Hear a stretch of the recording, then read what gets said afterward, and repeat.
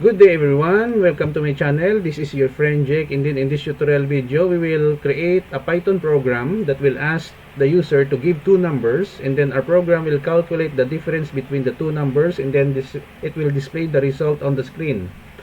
Before we start, I would like to say thank you very much to all my subscribers, especially here in the Philippines. Maraming salamat po sa inyong suporta at panonood.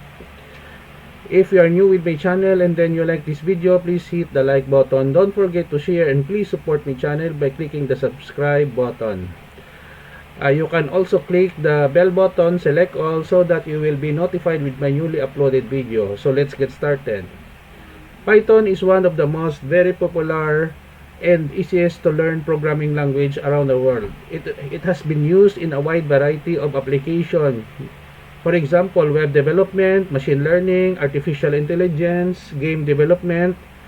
Those applications that I have mentioned are written in Python.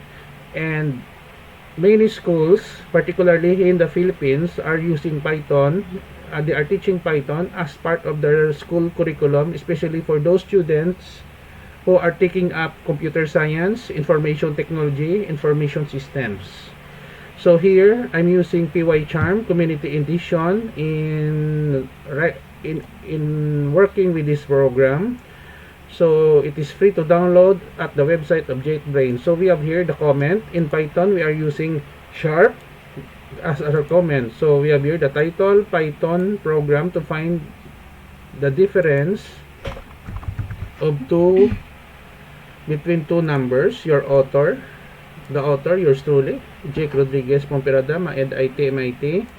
And then I have two websites where you can visit, and then you can download the source code for free that can be used in your assignments, school projects, business application. The first one is www.jakerpomperada.blogspot.com, and then the other one is jakerpomperada.com. At present time, I'm accepting programming jobs, web development, mobile development, information technology consultancy at a very affordable cost. You can reach me through my personal email address, jakerpomperada@gmail.com.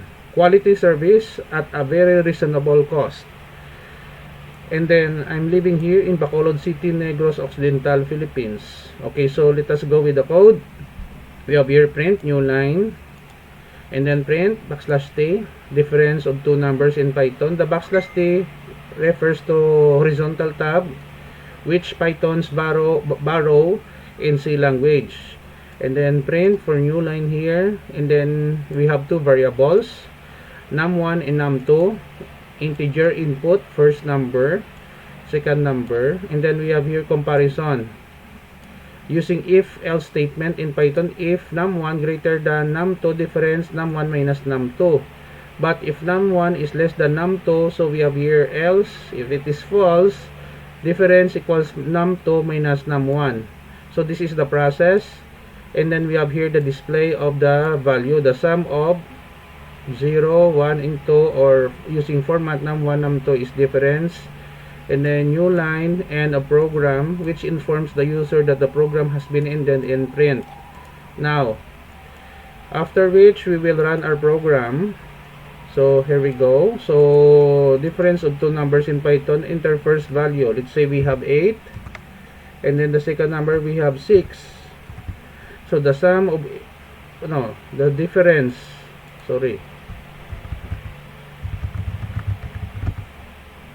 between, okay, let me correct myself.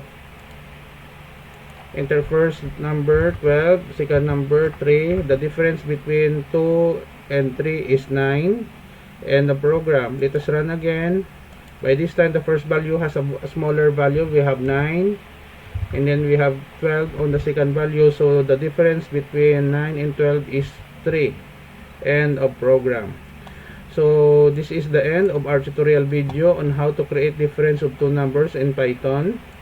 I will put a link in the description below so that you can download the complete free program listing. Thank you very much guys for watching. This is your friend Jake saying, don't forget to like, share, and please support my channel by clicking the subscribe button.